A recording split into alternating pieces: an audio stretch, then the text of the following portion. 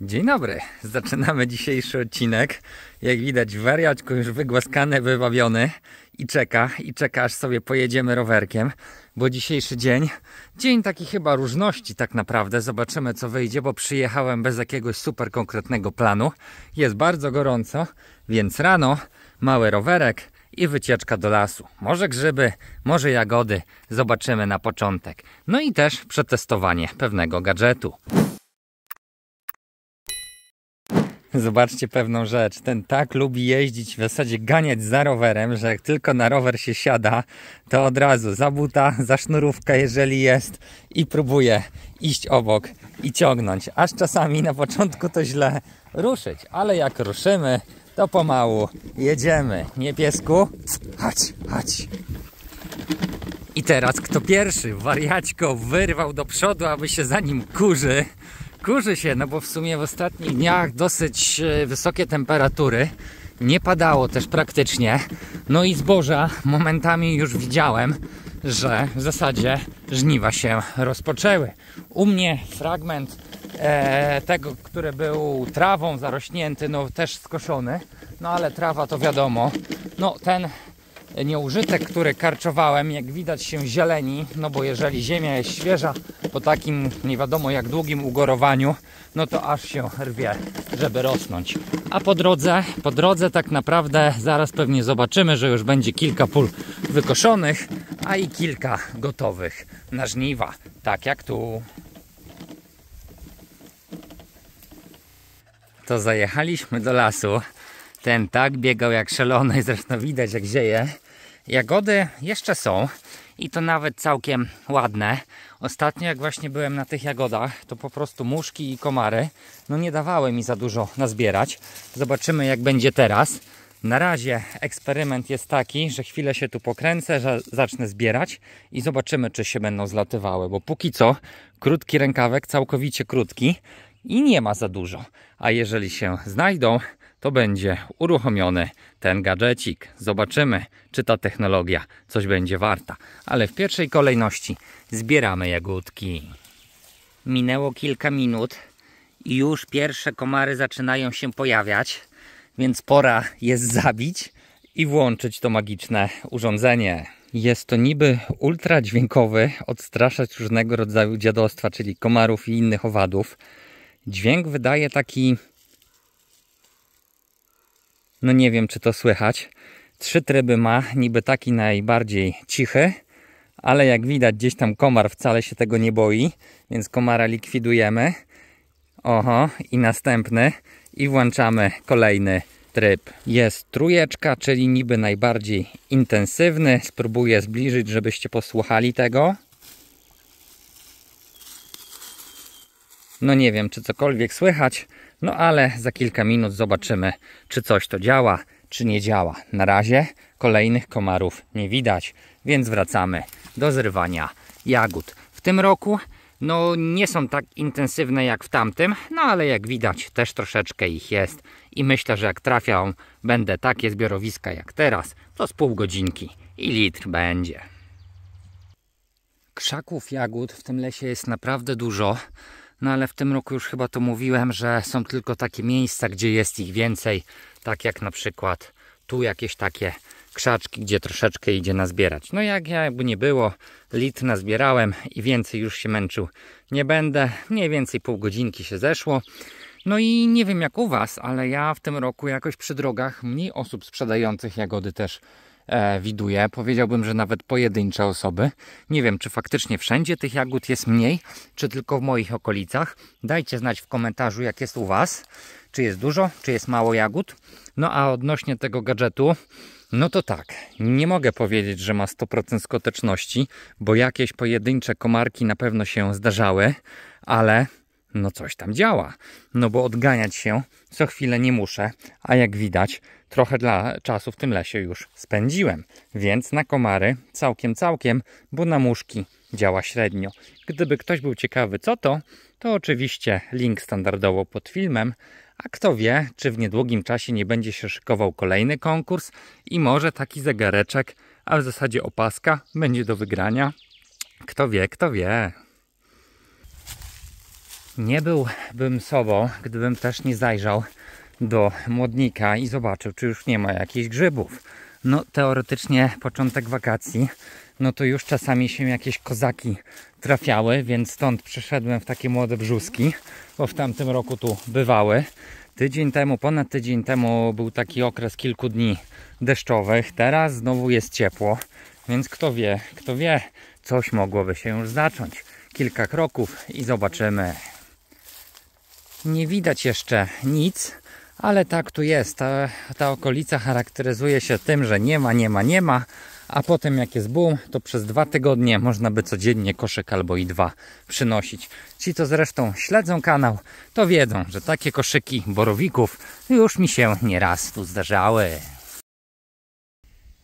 Jak widać, jesteśmy już z powrotem. Psiunia napił się i teraz leży, odpoczywa w cieniu, bo słoneczko dzisiaj naprawdę daje popalić. Jest teraz parę minut po 12.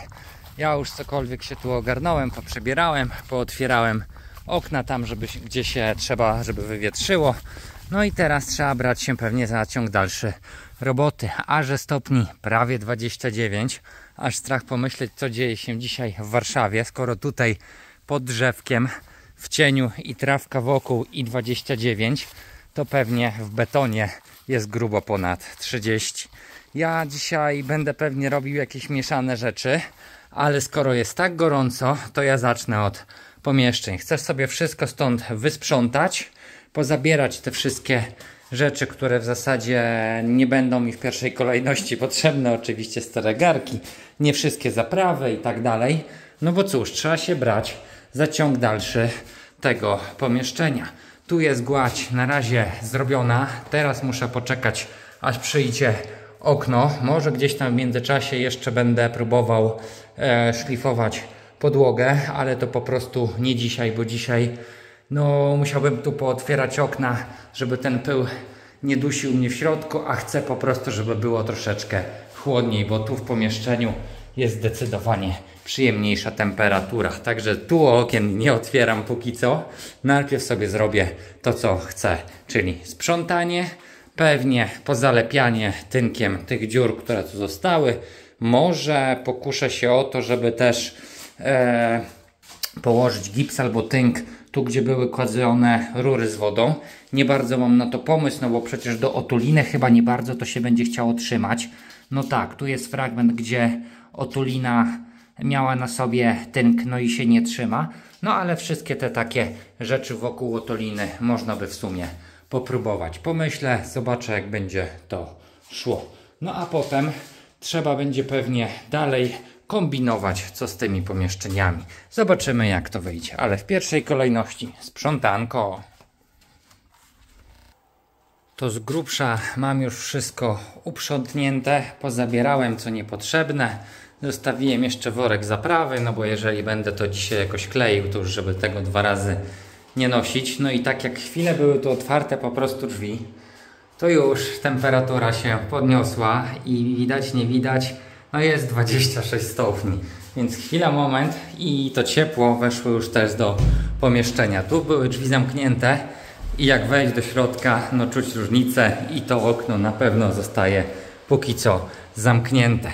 I teraz tak, to pomieszczenie, które gdzieś tam uporządkowałem, ten ganeczek, wniosę sobie jeszcze tu kilka narzędzi, bo narzędzia też posegregowałem, ale już poukładałem je w pudełka, żeby były na kupie. Robię to, potem prysznic z butelek, bo naprawdę duchota jest straszna, tak jakby, nie wiem, miało się znowu wieczorem na burzę albo na coś, a taka chwilę woda jak postoi w butelkach, nawet jak jest prosto ze studni, to światło się załamuje jak na soczewce, no i momentalnie staje się taka przyjemna do kąpieli. Także prysznic, no i pewnie jakiś obiad i 5 minut odpoczynku.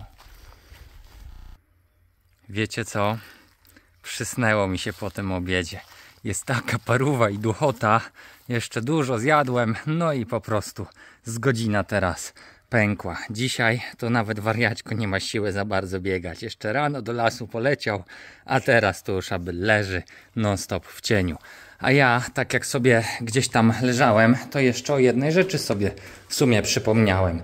Zanim tynk na ścianę, to jeszcze przecież trzeba dorobić tutaj odpływy i z tej strony, no i z drugiej strony, więc rury są. Teraz próbuję to wszystko dopasować. Następnym razem kupię piankę w płynie, piankę montażową, no i po prostu wokół tych rur pewnie, które sobie w tej chwili gdzieś tam pomontuję, zapsikam, tak żeby po prostu też nie wiadomo jakiej ilości tynku czy tam cementu nie kłaść. Więc idę po resztę rurek, no i zobaczymy jak to wyjdzie. Część z tych rurek to mam z tamtego roku, które gdzieś tam kupowałem i zamawiałem. No jak widać każda z innej parafii, no ale średnica ta sama, więc jakoś się tam schodzi. No oczywiście tego będzie za mało, co mam z tamtego roku, więc dokupiłem, a w zasadzie zamówiłem przez internet, bo jednak różnica w cenie jest spora pomiędzy marketem budowlanym. Troszkę jeszcze innych rurek z łączek, no bo chcę sobie kombinować. Nie tylko prosty odpływ, ale będzie też jedna, taka może ciekawostka, bardziej mój wymysł, no ale zobaczymy jak to wyjdzie w praniu. No o ile mi tego wszystkiego starczy. Także próbuję dalej składać, no i zobaczymy za chwilę. Pamiętam co mi w tamtym roku radziliście, czyli żeby unikać takich kolanek 90 stopni, a jednak robić to pod kątem 45 bądź jeszcze mniejszym. No więc zastosuję się do tego co radzicie i o ile tą rurkę w tamtym roku już gdzieś tam zamontowałem tak jak jest 90 stopni, no to pewnie zaraz tu wymienię też kolanko na mniejszy kąt. No i tu rura odpływowa, kanalizacyjna, ta, która od kibelka ma lecieć, no tu już zdecydowanie spadek musi być pewniejszy niż po prostu sama woda, bo wiadomo co taką rurą leci, więc tu już ewidentnie jest to co mówiliście, czyli 45, chociaż jak jest 45 to widzę, że będę musiał sobie tam jeszcze podkuć bardziej pod skosem niż jest w tej chwili ten otwór zrobiony. No nic, trudno, jak trzeba to trzeba. Czasem tak jest, że jak się coś raz zrobi, tak jak na przykład tu otwór i myśli się, że już jest dobrze.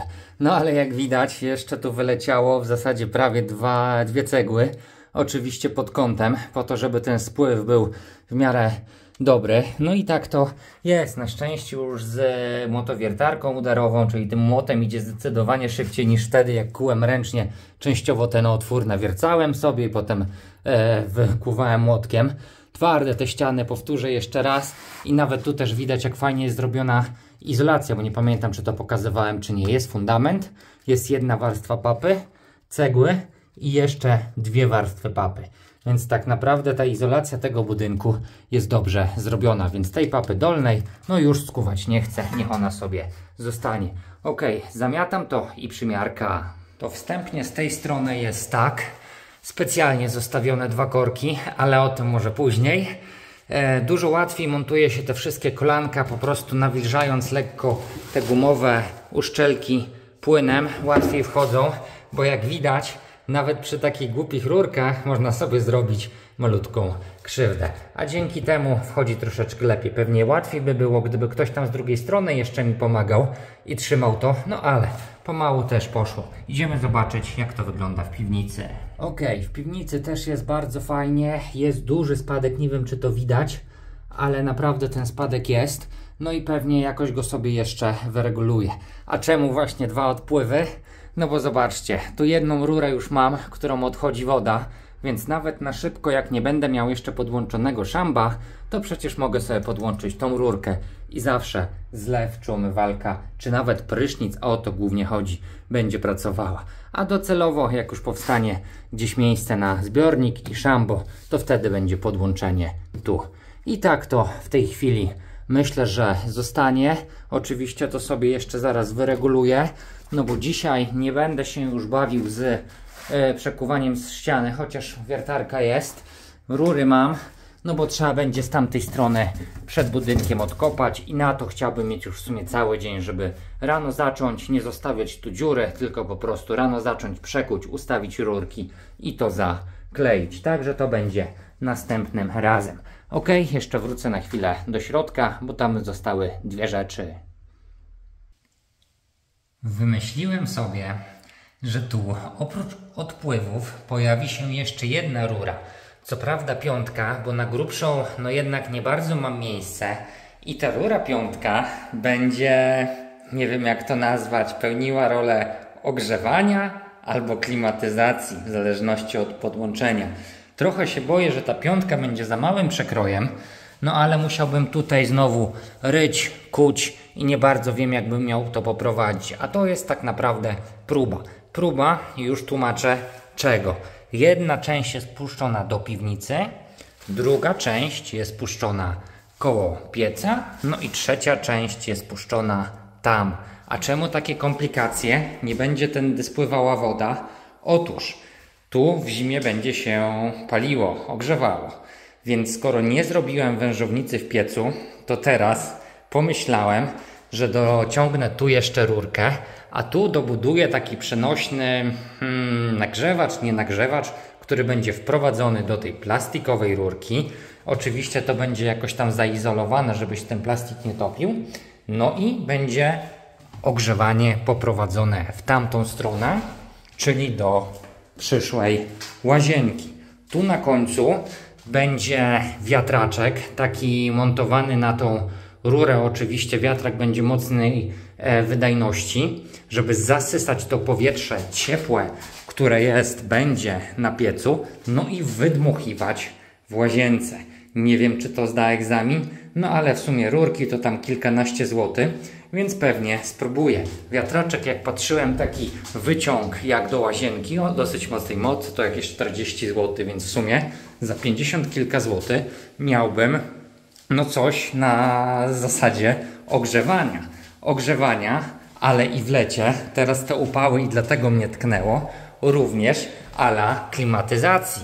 Stąd pociągnięta rura do piwnicy, bo jak będzie gorąco, to ta rura będzie zasysała zimne powietrze z piwnicy do budynków. Na razie ona jest wypuszczona tak po prostu tu w tą stronę, ale plan jest taki, żeby w razie przyszłości, gdyby faktycznie to było potrzebne, zabudować na przykład tą rurę, gdzie idzie zimna woda. No ta rura jest zawsze zimna. Może nawet lekko wkopać i podłączyć to tu. I coś na zasadzie, wiadomo, że nie ogromnego chłodzenia, no ale jeżeli w piwnicy jest 10 stopni mniej niż w tamtym pomieszczeniu, a rurka z wodą ma jakieś 5-6, bo to głębinówka stopni, no może 10, nie przesadzajmy, no to takie powietrze zawsze jak będzie w tamtą stronę szło, no to przecież trochę schłodzi.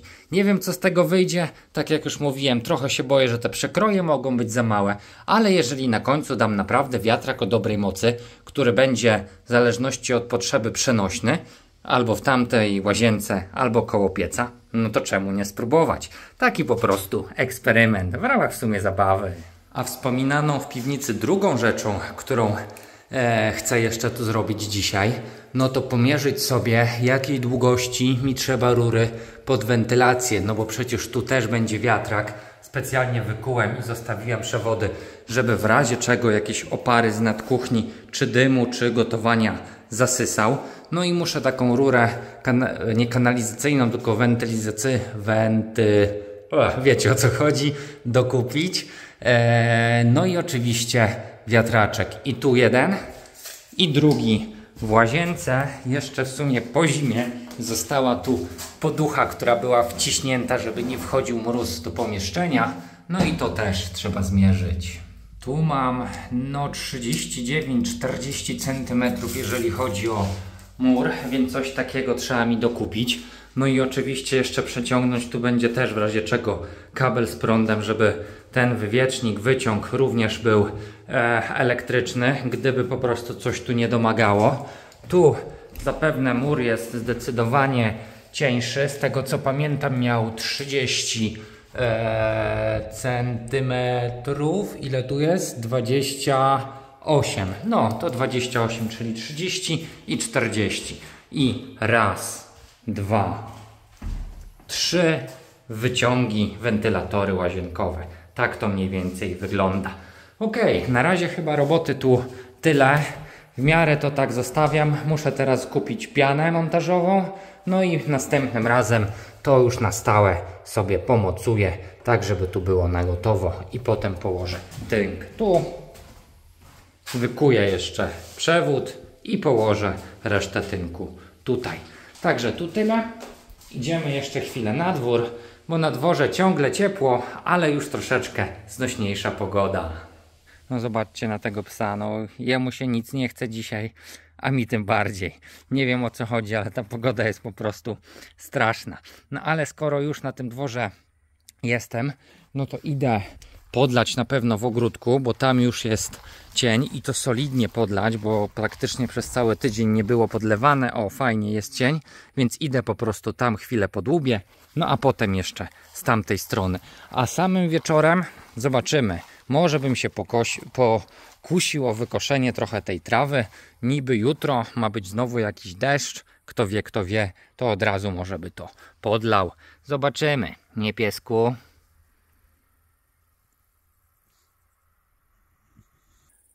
A w ogródku to po prostu, jak widać, dżungla. Było mokro, było ciepło, wszystko rosło jak szalone. Oczywiście najbardziej to rosły chwasty. Koper to myślę, że już 1,5 metra. Cebula, która była na szczypior, powybijała w te pąki. No ale dobra, bo będę sobie i tak nasiona potem z tego zbierał. Tutaj widzę koło tych kwiatów pełno jeszcze jakichś pszczółek się kręci. Jakieś też robaczki, motyle i tym podobne rzeczy, więc to zostawię w spokoju. No na pewno zaraz wezmę to, podleję, ale tak jeszcze się przyglądam na paprykę. Ma już ona pierwsze, nawet spore owocki, co cieszy. Ale o ile pomidory się ogławia, chyba tak się to nazywa, czyli obrywa się takie wyrostki pomiędzy łodygą główną a liśćmi, to w sumie nie wiem jak z papryką, czy też się tak robi, czy nie. Ja chyba zaryzykuję i może ze 3 czy 4 papryki poobrywam. Zobaczymy, czy będzie ona dzięki temu szybciej rosła albo bardziej w owoce. Nie wiem, po prostu w ramach eksperymentu. Sporo mam tej papryki, więc myślę, że 1, 2, 3, 4 albo nawet z 5, tak żeby pół tego rządka ogarnąć. No i przede wszystkim trochę powyrywać tych chwastów. Nie wiem dlaczego, ale nie chce mi się też w ogóle kapusta jakoś wiązać w główki i w ogóle w tym roku ona nie bardzo rośnie, tylko te dwie jakieś takie porosły większe, a ta jakoś taka drobna i tyle. Pomidory też na pewno trzeba podwiązywać, bo już rosną wysoko i się rozkładają, chociaż czy one mają jakieś owocki? No z pomidorami raczej jakoś tak krucho. Niby kwiat jest, jak widać żółty, ładny, to jest pomidor bawole serce, no ale listki kurcze jakieś takie gdzieniegdzie żółtawe i to mi się troszeczkę nie podoba. Na całe szczęście tylko na tym, więc zaraz te listki oberwę, no ale pomidorki już się jakieś powinny pojawiać. No są, ale te małe, koktajlowe. Tam widziałem gdzieś w tych zaroślach, gdzie niby są buraki, kurde, i to trzeba powyrywać, żeby już było uporządkowane, a w zaroślach no jedno bawole serce już takie dosyć potężne, może nie jak pięść, ale prawie. Oprócz tego jednego pomidorka, jak widać gdzieś tam u góry kwiat, no trzeba go na pewno odsłonić, może też trochę mięty pozrywać, bo i ta mięta już niemal metrowa. No roboty kupa. Aha, i melisę, bo melisy to mi się już ostatnio zabrakło, więc to muszę na pewno pozrywać i ususzyć, bo bardzo ją lubię. I w zapachu, i po prostu do picia. Chwasty powyrywane, ogórki i reszta podlane. Jeszcze przyniosłem butlę wody na następny raz. Takie sobie tutaj zostawiam i po prostu jak przyjeżdżam, to na szybko mam podlewanie czy papryki, czy czegoś tam więcej. Słoneczko już coraz niżej, zresztą widać mój dzień. Znowu mi jakoś ekspresowo ten dzień zleciał, no ale tak to bywa. Są ogólnie dwie rzeczy, które bardzo lubię robić i które mnie uspokajają, ale co prawda też zajmują dużo czasu.